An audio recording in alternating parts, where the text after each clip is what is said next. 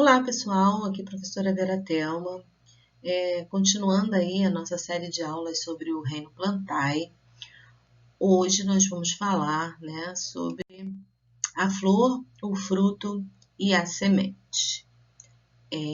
Cada um deles nós vamos falar hoje aí nessa aula. A flor é o órgão responsável pela reprodução das plantas, das angiospermas, né, que é a única que tem flor. Sua diversidade de forma e cores é muito grande, então tem flor de todo tipo, tamanho, formato, cor, né? Muitas delas vão possuir cheiro, algumas vão possuir perfume, né? Exalar aquele perfume maravilhoso. Outras vão exalar um cheiro ruim, né? Como é o caso da dama da noite, que exala um odor de carniça mesmo, um fedor, né? Então vai ter uma variedade aí muito grande de modelos, de formatos, de cores, de perfumes ou cheiros ruins, né, nas flores. O mais importante se saber é que a flor é o órgão responsável aí pela reprodução das angiospermas. Então nós temos aí a estrutura de uma flor. Nós vamos ter, começando aqui de baixo, né? O pedúnculo, deixa eu apontar para vocês que fica mais fácil. Nós vamos ter o pedúnculo, tá? Que ele vai se prender ao caule da planta. Nós vamos ter o receptáculo, que é essa parte mais grossinha aqui do pedúnculo. Nós vamos ter as sépalas, que geralmente são verde, né? E o cálice. Aí, no cálice, nós vamos ter... O cálice é tudo isso aqui, ó, formado pelas sépalas, tá? Aí, nós vamos ter as pétalas das flores, né? Vamos ter os estames, desculpa, que é o androceu. O androceu é a parte masculina da flor, tá? E o gineceu, que é a parte feminina da reprodução da flor, tá? Isso aqui é a estrutura de uma flor, tá? Então, nós vamos ter o pedúnculo, receptáculo, sépalas, pétalas, androceu, a parte masculina, e gineceu, a parte feminina. Aqui nós temos explicadinho, né? Pedúnculo ou pedicelo é a haste que prende a flor ao galho ou caule. O receptáculo floral é o local onde se inserem as estruturas da flor. A corola é o conjunto de pétalas. O cálice é o conjunto de sépalas, como a gente viu na outra imagem. O gineceu, que é aquela estrutura do meio, comprida, é o aparelho reprodutor feminino. E o androceu, o aparelho reprodutor masculino. Androceu. O androceu tem as seguintes estruturas. O estame, que é toda a estrutura, né? Aí nós vamos ter a antera, que é essa parte onde ficam os grãos de pólen, e o filete, que é essa estrutura aqui, tá? Então, isso aqui, ó, é o androceu, tá? Que é formado pelo estame. O estame tem a antena, ou antera, desculpa. Antena não, gente, pelo amor de Deus, antera, que é onde ficam os grãos de pólen, tá? E o filete, esse aqui é o androceu. E aqui nós vamos ter o gineceu, tá? O gineceu fica aqui ao meio, tá? Ele vai ter o estigma, que é a pontinha dele, essa pontinha é aberta. O estilete, que é um recipiente, vamos dizer assim, aberto também, né? Que dá acesso ao óvulo, ao ovário e ao óvulo, tá? E aí, o androceu, que tá aqui ao lado e é mais alto e tá cheio de grão de pólen, né? Vai esse grão de pólen em algum momento cair aqui dentro do estigma e rolar aqui pelo estilete até chegar ao ovário e fecundar o óvulo, né? Dando início aí ao processo de produção da semente, tá?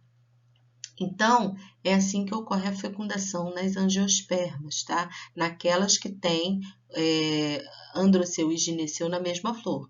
tem algumas espécies que têm só a parte feminina ou só a parte masculina, e aí vai depender de agentes polinizadores, como os insetos, como abelha, pássaros e etc, tá?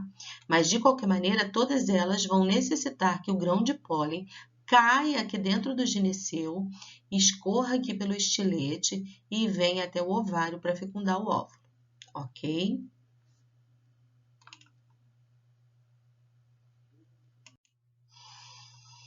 A flor, vamos ver aí a reprodução da flor, a fecundação e a autofecundação. Então, nós temos aqui uma flor que tem as duas estruturas, masculina e feminina. Então, nós temos o androceu e o gineceu, e a gente viu no slide anterior, né, que o androceu deixa cair aqui dentro os grãos de pólen, e ele vai fecundar o óvulo e vai gerar aí a semente. É uma flor hermafrodita. E tem aquelas espécies que tem flor feminina e flor masculina. Aqui, ó, tem essa flor que só tem o gineceu e essa flor que tem o gineceu e o androceu. Muitas das vezes no mesmo indivíduo, tá? Então, uma árvore tem flores femininas e flores masculinas. E às vezes em indivíduos diferentes, tá? Uma árvore que só tem flor com gineceu, outra árvore que só tem flor com androceu. Mais difícil de acontecer, mas acontece na natureza.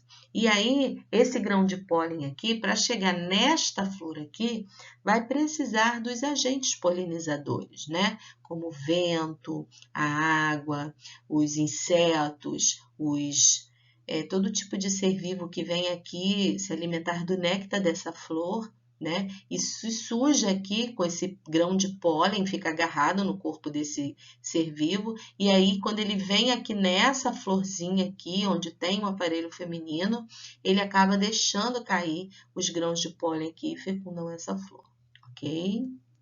E essa fecundação aqui, ó, essa reprodução aqui, ela promove uma maior variabilidade genética, tá? Essa daqui já não. Tá? A autofecundação já não promove tanta variabilidade genética, tá?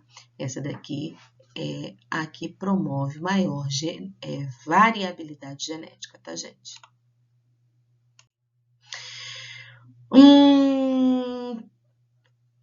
Fecundação, reprodução sexuada, fecundação e autofecundação. Variabilidade genética. A autofecundação é o que ocorre quando um ser hermafrodita fecunda-se a si mesmo, reproduz-se sozinho. Então, não tem tanta variabilidade genética.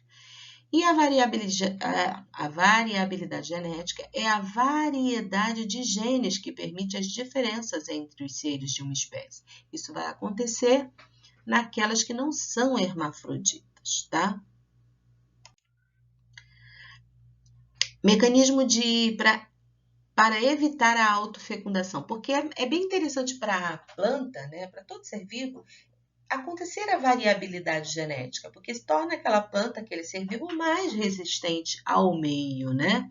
Então, quais os mecanismos que a planta tem para evitar a autofecundação? O amadurecimento dos órgãos em épocas diferentes. Então, o gineceu muitas das vezes está bem amadurecido, enquanto que o androceu não, né? E aí esse gineceu vai depender de uma outra planta, de um outro lugar, para cair o grão de pólen aqui para ser fecundado. Ou o androceu inferior, tá vendo? Inferior ao gineceu. E aí o grão de pólen nunca vai cair aqui, né? Geralmente não vai cair aqui, a não ser que algum polinizador traga esse grão de pólen daqui para cá, né? Mas geralmente não vai acontecer, tá? E aí também vai depender de um vento, da chuva ou de algum agente polinizador trazer o grão de pólen aqui. E esse grão de pólen aqui, quando o animal está se alimentando aqui desse pólen, geralmente vai ser levado para outro lugar, tá? Então são mecanismos aí que a planta tem para evitar a autofecundação, para que ocorra a variabilidade genética, tá? Porque é interessante, né, ocorrer a variabilidade genética. Polinização. O que é a polinização? É o transporte do grão de pólen do estame, né, do androceu para o estigma da flor, que é o gineceu, tá? Essa polinização vai acontecer por animais, todo tipo de animal, desde inseto, pássaro, mamíferos, pequenos mamíferos como morcego, etc., macaquinhos, né? E o vento. E essa polinização promove a variabilidade genética que a gente estava falando sobre ela. Mecanismos que facilitam a polinização: a inflorescência, que é o conjunto de pequenas flores que crescem muito próximas uma das outras, e essas flores, elas estão aí justamente para chamar a atenção dos polinizadores. E também existe o néctar, né, que é um alimento açucarado, que é um verdadeiro néctar, né, para os animais que dele se alimentam. E aí eles vão lá pelo cheiro da planta, da flor, né, ou pela cor chamativa, e aí se alimentar daquele néctar, e se sujam com grão de pólen, vão pousar em outra flor e vão acabar fecundando aí várias flores que estão pelo caminho, certo? Anteras volumosas, ou seja, aquelas anteras bem grandes, cheias de pólen, né? Que aí vão utilizar o quê? Vão utilizar o vento, né? Olha aqui, ó, anteras bem grandonas, né? Cheias de grãos de pólen. Inclusive, esses grãos de pólen, assim, desses tipos de vegetação, causam muita alergia nos seres humanos, né? E eles vão ser levados pelo vento, e aí vai polinizar uma flor que está lá longe, né? E por aí vai. A fecundação. O que é a fecundação, gente? Desde sempre que a gente está aprendendo sobre biologia, a fecundação é a união do gameta masculino com o gameta feminino, que no caso das plantinhas, a gente chama de oosfera, tá? O gameta feminino é a oosfera.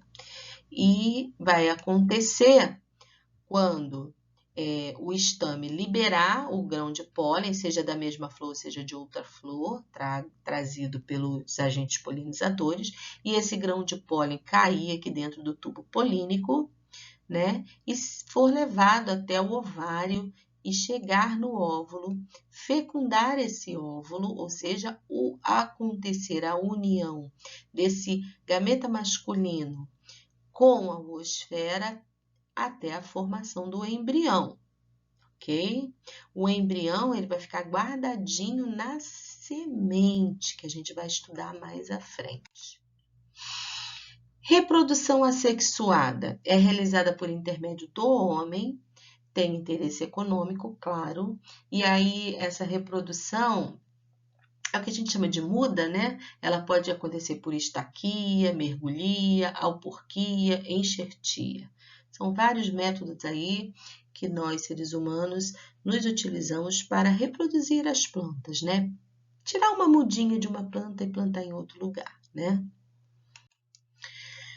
A estaquia, o que seria? Reprodução por fragmento ou muda. Você tira um pedaço da planta junto com a raiz, né? Uma estaca, ou melhor, a estaquia não tem raiz.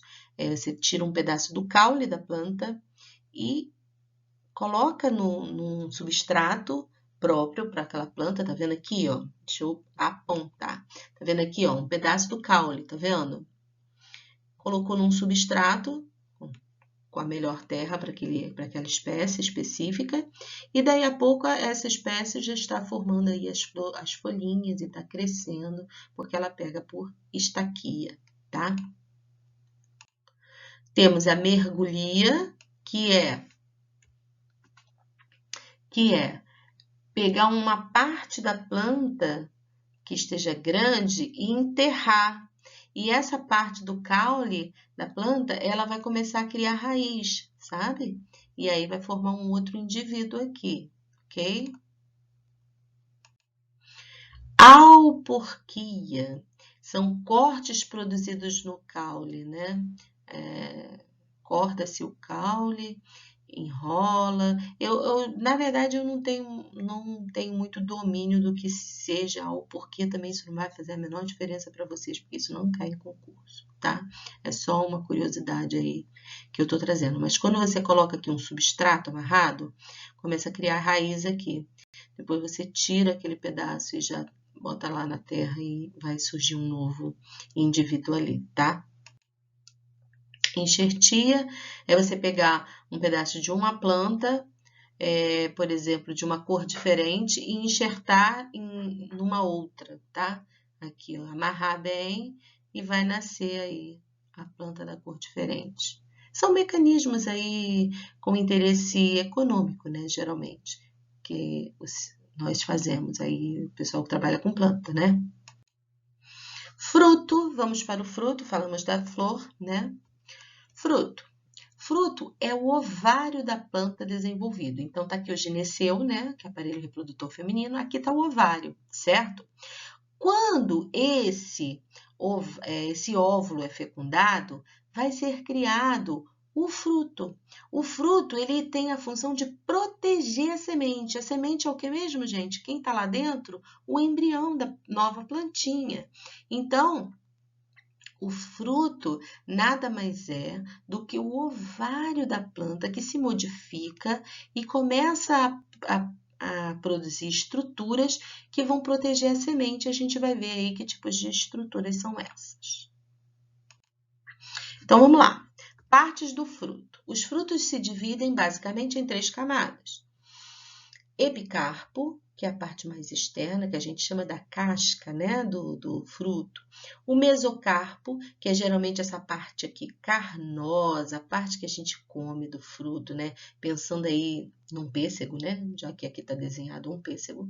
Você pensa na casca do pêssego, aquela que é peludinha, aí você diz que é o epicarpo. A parte que você come, que é docinha, né? É o mesocarpo. O endocarpo é essa casquinha que fica colada na semente, tá? É o endocarpo. E abaixo do endocarpo vai ficar a semente, tá? Partes do fruto a gente já falou, epicarpo ou exocarpo, que é a camada mais externa, a casca, né? Camada membranácea e fibrosa, pode ser lisa, rugosa, pilosa, como é o caso aqui dos pêssegos. A origem é a epiderme do carpelo.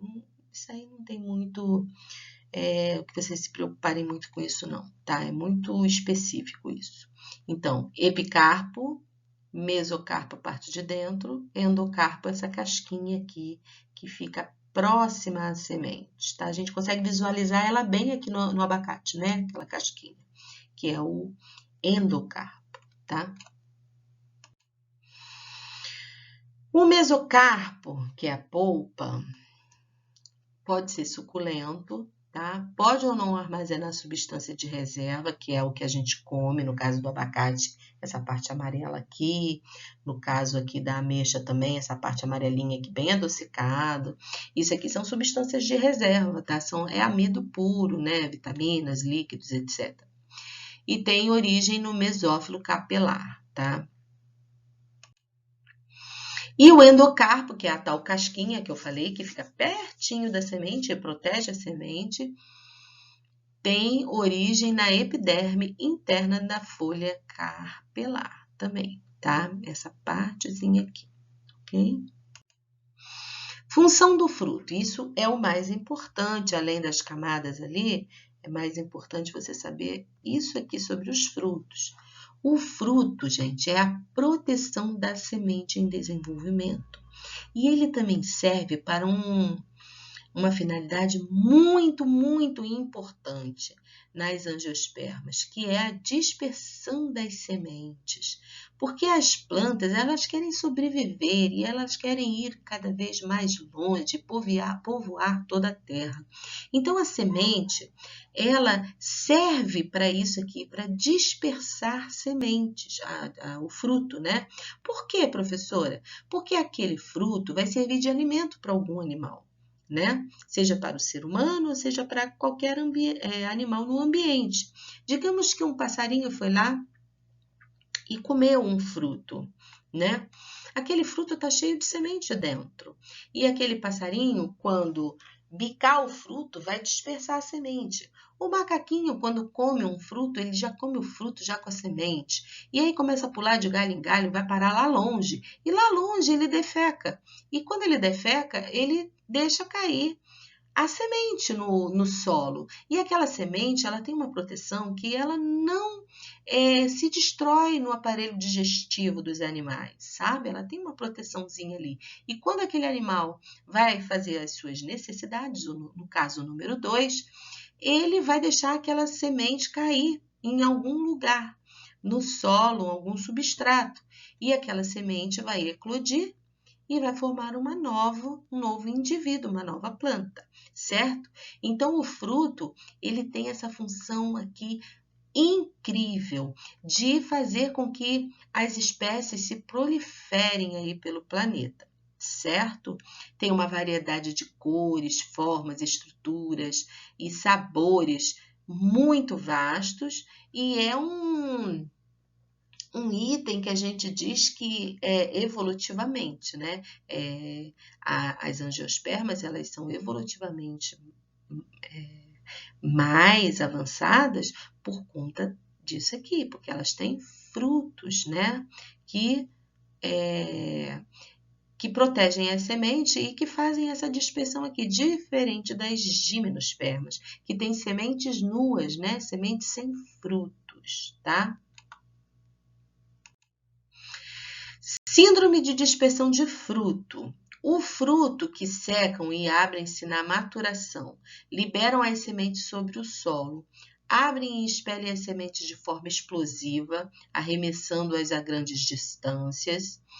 Frutos carnosos, normalmente vai depender de animais que carregam os frutos para outros lugares, ingerem e carregam suas sementes no trato digestivo para serem liberadas longe do local de origem, quando eles defecam. Frutos como espinhos agarram-se à pelagem de mamíferos ou penas de árvores e aí vão parar em outro canto. Frutos providos de alas e pelos que permitem que eles flutuem. Então, quando eles bate o vento, aqueles frutos saem voando por aí, porque são muito levinhos, né? E possuem uma película, assim como se fosse uma asa, e eles saem sendo dispersos por aí, tá? Então, são as estruturas que promovem a dispersão dos frutos, tá? Nome das síndromes da dispersão dos frutos. Aí nós vamos ter a anemocoria, que é pelo vento, hidrocoria, que é pela água, zoocoria, que é pelos animais, antropocoria, que é pelo homem, e autocoria é a própria planta, como essa daqui, ó, é pelo vento, tá vendo? Ela tem aqui um frutozinho muito leve, né? Que bate o vento e leva, né? Então, é pelo vento, essa daqui é pelos animais, o homem colhendo as sementes e plantando, a gente chama que é antropocoria, né? E pela própria planta.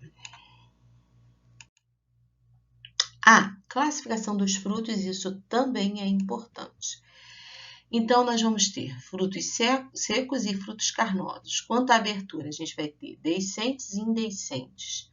Quanto à veracidade, nós vamos ter frutos verdadeiros, pseudofrutos e infrutescências. E quanto ao número de sementes. Então, vamos lá. Fruto deiscentes, frutos que se abrem na maturação normalmente secos, são as castanhas, leguminosas. Frutos indeiscentes, frutos que não se abrem espontaneamente, que são as laranjas, melão, tomate, etc. Tá? Classificação dos frutos quanto à abertura. Então, tem os deiscentes que abrem-se na maturação, tá vendo? E frutos indeiscentes, que são frutos que não se abrem espontaneamente, vão depender de um dispersor aí dos frutos, tá? E das sementes. Classificações mais importantes que vão cair aí na sua prova. Deixa eu sinalizar aqui. Os frutos podem ser classificados de acordo com o tipo de pericarpo que que apresentam frutos secos, pericarpos pobres em água, sem substância nutritiva, encontradas geralmente acumuladas na semente. Aí nós vamos ter a ervilha, castanha e vários outros. Frutos carnosos, pericarpo rico em água e em substâncias nutritivas, constituindo geralmente o mesocarpo, a maçã, o limão e muitos outros. De acordo com a sua deiscência, os frutos podem ser deiscentes, o epicarpo vai abrir quando o fruto está maduro, permitindo a saída da semente, e frutos indeiscentes, que o pericarpo não abre, não permitindo a saída da semente, tá? Então, se ele cair lá no solo, o que vai acontecer é esse fruto apodrecer, né? Sofrer a ação dos decompositores, e aí sim vai expor a semente que vai cair no solo e vai acabar brotando. Os frutos podem ser classificados de acordo com o número de sementes que apresentam, isso aqui cai muito, então eles podem ser frutos monospérmicos, quando possuem apenas uma semente, ou polispérmicos, quando possuem mais de uma semente, como é o caso aqui da laranja, do melão, do maracujá, tá? E tem os pseudofrutos, não originam-se do ovário, mas outra parte da flor. Pseudofruto simples, desenvolve-se do receptáculo floral, o exemplo é a maçã e a pera, e careta, desenvolve-se do pedúnculo, como é o caso do caju e da banana. Aqui, gente, é muito interessante que o fruto não é essa parte aqui, é essa parte aqui. Aqui é um pseudofruto, é um pedúnculo, na verdade. Tá? Na maçã, o fruto está bem aqui no meiozinho. Aqui, isso tudo aqui que a gente come da maçã é o receptáculo floral, tá?